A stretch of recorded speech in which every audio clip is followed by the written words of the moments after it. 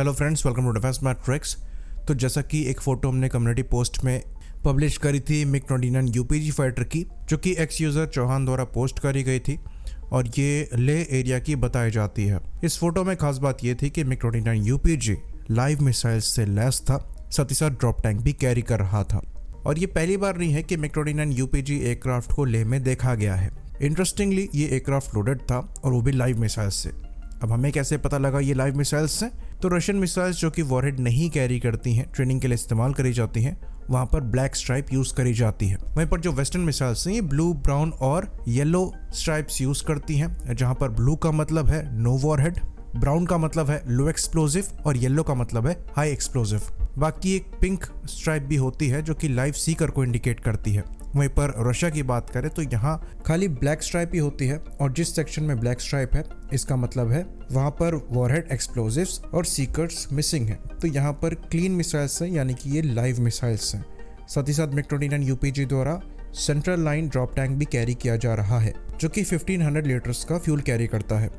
तो मिग-29 यूपीजी में अपग्रेड होने से पहले जो रेंज लिमिटेशन है ये एक बड़ा इशू हुआ करता था, लेकिन यूपीजी में अपग्रेड होने के बाद कन्फर्मल फ्यूल टैंक्स को यहाँ पर ऐड किया गया, जिसकी वजह से जो पहले इंटरनल फ्यूल कैरिंग कैपेसिटी बढ़ी और जो रेंज है ये पहले 1430 किलोमीटर मैक्सिमम हुआ करती थी, वो बढ़कर 2100 किलोमीटर हो गई। बाकी inflight air to air refilling capability तो एग्जिस्ट करती ही है। साथ ही साथ जो 1500 लीटर का यहाँ पर ड्रॉप टैंक कैरी किया जा रहा है ये अगेन रेंज को फर्दर एनहेंस करता है। तो लाइव मिसाइल्स और ड्रॉप टैंक के साथ ये एयरक्राफ्ट बॉर्डर पर कर क्या रहा है? तो ये aircraft most likely cap mission perform कर रहा है।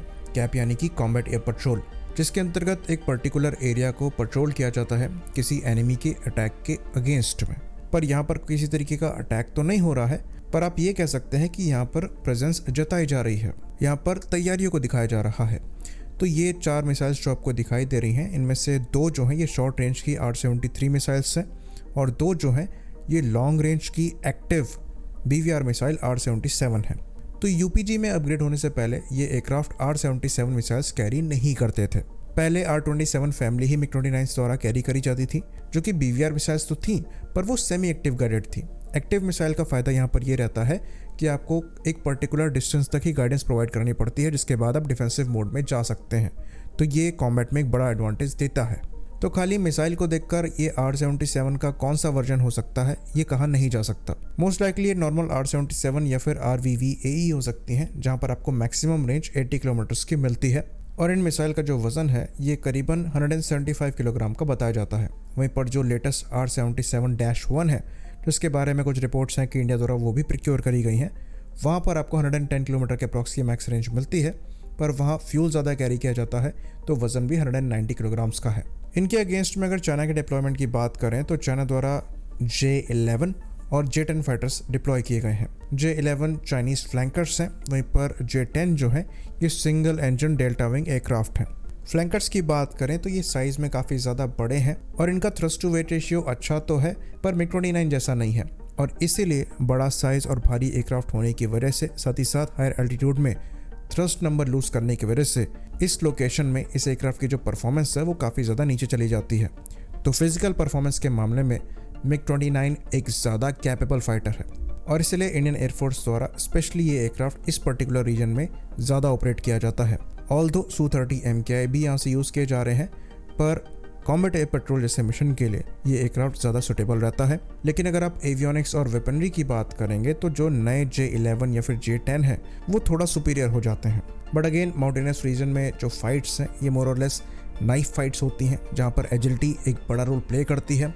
तो better thrust to weight ratio मिग-29 को एडवांटेज देता है। ऑल्दो J-10 की परफॉर्मेंस के बारे में हम कमेंट नहीं कर सकते, लेकिन फ्लैंकर्स की परफॉर्मेंस थोड़ी सी इन्फीरियर होती है, इसके बारे में जानकारी है। बाकी रफाल द्वारा भी यहाँ पर बेटर परफॉर्म किया जाएगा ये एक्सपेक्ट किया जाता है, क्योंकि वहाँ भी थ्रस्ट टू वेट रेशियो काफ़ी ज़्यादा अच्छा है। तो मिग-29 के यूज़ केस को देखते हुए यहाँ पर अच्छी खासी रिक्वायरमेंट एग्जिस्ट करती है कि जो मिसाइल्स हैं उनको पहले अपग्रेड किया जाए। अस्त्र मिसाइल जो कि Su-30 MKI में लग कर आ रही हैं, अब इनको मिग-29 यूपीजी से भी लगाया जाना चाहिए, ताकि हम प्रैक्टिकल यूज़ केस में बेटर वेपन को प्लेस कर सकें। क्योंकि चाइनीज़ PL-12 के अगेंस्ट में तो आपको R-77 बेटर मिलेगी, पर PL-15 के अगेंस्ट में ये ज़्यादा कारगर मिसाइल साबित नहीं होगी। और हमें एक डिसएडवांटेज की पोजीशन में रखेगी। ऑल्दो मिग-29 यूपीजी का जो इलेक्ट्रॉनिक वॉरफेयर स्वीट है ये काफ़ी ज़्यादा कैपेबल माना जाता है, तो एक तरीके से जो यूपीजी की शॉर्टकमिंग्स हैं उनको थोड़ा कवर यहाँ पर मिल जाता है। पर हालात को देखते हुए वेपन अपग्रेड यहाँ पर प्रायोरिटी होनी चाहिए। यहाँ तक कि जो R-73 मिसाइल हैं जो कि कैपेबल ज़रूर है, इनको भी NGCCM जैसी मिसाइल से रिप्लेस किया जाना चाहिए, जिसको लेकर हमारे यहाँ तैयारी पहले से चल रही है। आई होप इन्फॉर्मेशन यहाँ पर क्लियर रही हो। इसी बात पर इस वीडियो को हम ख़त्म करेंगे। लाइक करिए, सब्सक्राइब करिए। जय हिंद।